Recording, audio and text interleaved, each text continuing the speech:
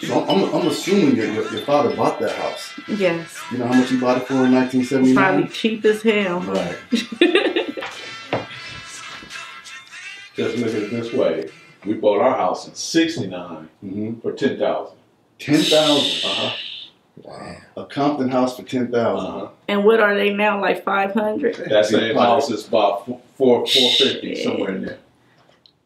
For the dime moves and the lokes, for the 6-4s on spokes, for the OGs that did a dime, came back around on parole, for the homegirls with the scrap game, little homies that gang bang, from Pelican Bay to YA, rearrange your mind frame. Yeah, I know what you've been through. Shit you had to go get to. Your mama gave birth on the turf. I know them killers you kin to. This for the lost generation, broke as hell, mad and impatient. But if you know your history, you can't have a strong foundation, baby. Lifting weights I was on sport, they start calling me Big Knee. Six Shakur from Eastside, Bloodstone, Getting by City. Also known as Shady Eyes is my hood name.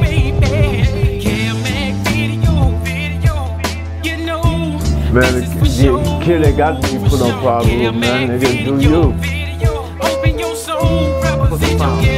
I created Corner Pocket in my mother's garage.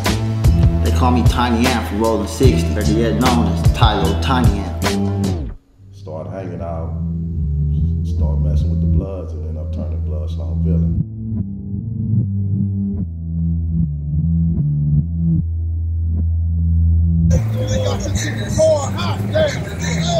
Turtle went got his little sawed off, came out there, took one leap over the wall, and just started beating him on his car. Has your mother and father ever talked about moving back to Mexico to retire in their old age? No. They CPT all the way. All the way. So, being that Pete lost his life in '91, how does that translate? Even when you come out your door at this time, you know, it's always something there to remind you of the situation. How does that translate? You know what I mean, from day to day? Is it sometimes you just think about it, then you have moments, or yeah, you do. You know, I mean, because you know the exact location, the spot, and everything. At the end of our gate. Like, it's our gate, and at the end of our gate, then it was a driveway for our next door neighbors, and that car was parked in the driveway they was sitting on, you know, hanging out, sitting down right there. So yeah, like, he felt where our gate is in the between the car. So did Gangster or did Big Rock give Pete the name Primo Pete? Because, you know, we started calling him Primo Pete after a while. I think it was from them. Yeah, they both brothers, so I don't know which one exactly, but yeah. Do you speak Spanish? Yes. How you say cousin in Spanish? Cousin? Yeah. Primos? Is that where it came from? I don't really know where it like came from, actually, you know, but wasn't he Pistol Pete too? Yeah, that could be one of his names, but the Primo came because at that time, that's when everybody was smoking Primos. I knew that. I just wanted to say that. That's what I was told, but I was like, I don't know about that. Yeah, that's what I heard. You gotta be real shit. No, that's what I'm like, yeah, but that is, yeah. Because they even had a car, they used to call it the Primo Biddle and all type of shit. And it was him, Brock, you know, all the, like I said, back in the day, but I mean, you know, shit. It is what it is, you know. It's part of the history. So you used to see Bro High on the Primo? No. No? If she did, she don't know. Well, exactly. I probably thought they was just smoking weed or something. Drinking liquor, so. Yeah. So let me ask you, did Pete have any kids? Yes. How many? He has one daughter. One daughter. Do you still talk to her? Yes, I do. Okay. And do they still live in Compton? His daughter? Uh-huh. No. Okay. I'm sure she's a, man, how is she now? About 20 somewhere in there? Oh. Ooh, don't give me the. She was like 4 months when he got killed. Oh wow. So she like she was born in 91. She was. Did Pete like the Latino girls or did he like the black girls? He had more black girlfriends. I mean, I guess he didn't discriminate, but he did have more black girlfriends. And his daughter is mixed, or? Yeah, she's mixed. Does she come around the family? Yes. Does she speak Spanish? No. She knows a little. She wasn't raised with my mom and them, so she doesn't, you know. She understand more than she understand what they saying, but she don't know how to, like, speak it. Is your mom fluent in English? No. So how does she communicate with her She know what you talking about, though. And she'll let them know what she got to say. Wow. This is very interesting. So, when you met Dracc, right, you say, well, 2008. We saying 2008 or was it behind it? I said when we got together, but I've been knowing Dracc. Okay, don't jump on me. I'm not the bad guy. Wait a minute, you Giggles or Nancy when you're doing that? Oh, maybe. And you also have a daughter, right? I have 2 daughters. 2 daughters? Yes. Okay. And 1 son. And 1 son, okay. Okay, so Dracc, and you have a brother, right? Yes. And your brother, rest in peace. Yes, he is. Were him and Pete ever friends? They knew each other. Right. My brother walked the whole neighborhood. He was more a walker than a driver. So, right. Yeah, he knew him as well. Right. So what did they call your brother? Mr. Snake. Mr. Snake. So Primo Pete, Mr. Snake. Okay. What happened with Snake? He got killed also. What year? 97. What was the circumstance, or do you want to talk about it, or? Well, he was in the neighborhood on Pine and Santa Fe, and the Mexicans shot him. So and from there, he just rest in peace. What block did you grow up on? Spring Street. Spring and Tucker. 1600 block. Spring and Tucker, motherfucker? Yes, sir. Yes, sir. So you guys had a lot of common. Yeah. Growing up in Santana, brothers passing away. Yeah.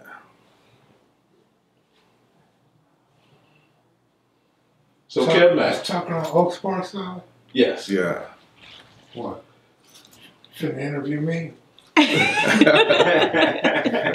You got a lot of Santana history, don't you? Man, I feel like I'm from Santana. Ain't nothing wrong with that.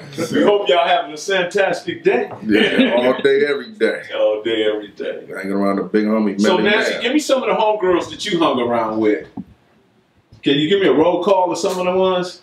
Some of them, they not my age probably. Oh, like homegirls that I hung with. Like Shabo. Shabo, that's my big homegirl. Kalibo, Lanice, Courtney, Big Riri, you know. And that's Big Vanessa. Riri. Big Riri is Gangster and Rock's sister. And Vanessa? Yeah. Okay. Big job. And you still have those friendships right to this day, right? Yes, I do. Yeah, and we're like more or less like a family these days. Yes. And we have, because we come together and we get together on different occasions and break bread, dance, have fun, and party and all that, right? Yeah. Okay. Okay, so in your opinion, what you think need to happen in the condition that you see the tribes in today? When I say tribes, I do mean gangs, but I call them tribes. In your opinion, what's the biggest problem you see happening today with them? Killing each other. You don't think that's... No, I don't think that's black and black crime or black and Mexican crime, or like, I'm talking about like in our environment. I don't think, I don't agree with that. You don't agree with it? No. Because I think united, we much stronger. I mean, we're both basically looked as minorities. It's the bigger picture, we basically minorities. If there was if you was given a chance and there was one thing you could change about any of that, what would that one thing be? Just one thing. I'm granting you one wish at this moment. To change about what? That? Gang banging. This gang banging period is everything. Giving you the power. I'm bestowing the power on you, Giggles. I mean, I just like peace between everybody. I mean, you know, basically, you know.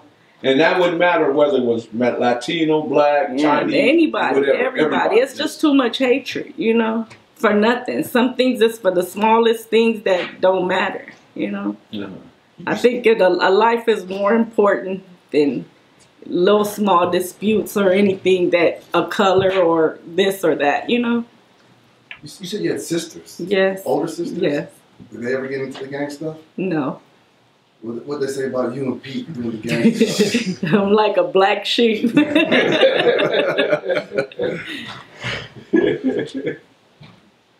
wouldn't run back to mom and dad and be like, look, Nancy and Pete, man, they out there doing this and doing that. They ain't gonna tell on him, but they'll probably say something about me, but yeah. It seemed like you had your mind made up, though. Who, me? Yeah. To what? To what you was gonna do and wasn't gonna do. After Pete. Yeah, kinda. Did you have your quinceañera and all that stuff in the family? No. You guys didn't do all that? No. She didn't let me do that because I wasn't doing what I was supposed to do. So they didn't, you know. I was hanging out. Where's Pete buried at? Inglewood. Inglewood. Mm-hmm. Why Inglewood? They had plots. They bought plots. I don't know if you. They used to like walk down the street selling plots a long time ago, and they bought plots. My parents did for themselves, but they ended up using it. You know, the reason why I asked that because I'm assuming Pete was at All Souls or something like that. Catholic. Your family's Catholic. Yeah. Right. Yeah, but they had bought plots, so they already had them before that happened.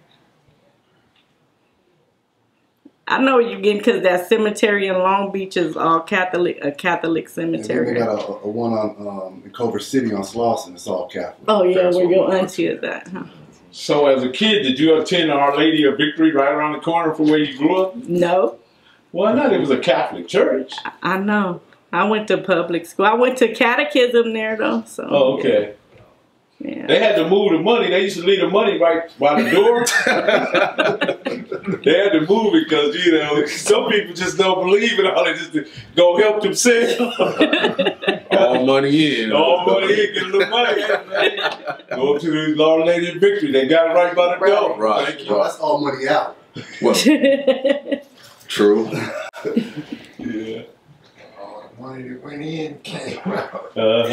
I ain't like they putting it and taking it out, huh? I thought that was just an interesting part of the neighborhood. I'm gonna ask you this, because nowadays it's pretty much odd for Mexicans to belong in the black gangs. Was it ever an issue with you and Pete growing up being part of a black Crip gang? Did you guys ever have issues with local Hispanic gangs or other black gangs because of your race? Yeah, it's just issues, period. Like, if other Mexicans that's in Mexican gangs know you from a black gang, or you date black men, or you date black, they're going to call you a mayatero, or whatever. You know what I'm saying? I mean, like a nigga lover. You know what I'm saying? They do. That is right. They race. I mean, it's races in every race. You know what I'm saying? So you and Pete went through this in Compton in the 1980s? No, I don't know if he went through it. They probably never said it to his face, but I mean, I'm pretty sure. I mean, I done heard it about myself. You know, me like being with someone that's black. You know, it wasn't like you could play with Pete now. He wasn't to be played with. Yeah, I understand. But, I'm just trying to get the feeling of racial relations in Compton. Going through nothing like that. When you guys, so like I said, yeah, did you feel fully embraced, or did you feel that there was racial politics going on in the streets of Compton in the 1980s, or was it family orientated? Well, in my part of the area, it was more like I said, it was more family, but it didn't matter if they was black and I was Mexican. We didn't look at each other like that, you know. Back then, I don't know about everywhere else, but right there on that street, each family that lived on that street, I mean, we didn't go through that. To give you to show you how diverse we were, you got Pancho, Dopey, Cochise, Sergio, Fernando, all them guys were part, and Jack. Mm-hmm. All of them was part of the CV, and Frito, they was all part of the CV3, right? So I was right across the street from my house. No, I'm just saying, explain it to you. They was part of the CB3, right? Yeah. But yet, they was part of our family as well, right? You Because we all grew up together. We all grew up together. You know what I mean? They claim CB3, but the homies love them just as much as they love the homies. They was across the street from my house. Jap and Dopey and all them. They lived directly across the street from my house from the Threads. So what pops in my head when you guys just gave this roll call of these CB3s, these guys basically shared a section of the neighborhood with you guys. Yeah. So I'm they right in the neighborhood. Well, they neighborhood is not in our hood. It was just they was neighbors, and they lived in the neighborhood. I'm wondering why the Mexicans from Santana Blocc didn't join CB3 instead of rolling with the Willow. I think it was the age difference. Yeah. They were older, and they already was established because the CB3s was there before the Santana. I think no, and then I think the Willows turned Willow because, like I said, it's a clique from Santana, and Juju is Santana. So he lived on Willow and made the Willow Streets, which was a Hispanic gang. Are your kids mixed? Yes. How does your mom and pops feel about you and Pete's kids, grandkids? Did they embrace it for you? Yeah, they embrace it. Yeah. I mean, I got mixed nieces and nephews in my family. Do your kids speak Spanish? They know how to get what they want to say, but they don't know it fluently. But more than any of my nieces, and yeah, they do. You know, you and Mel a few times have brought up Juju. Who is this guy, and why is he so significant? Well, Juju is from Santana. Juju grew up Santana.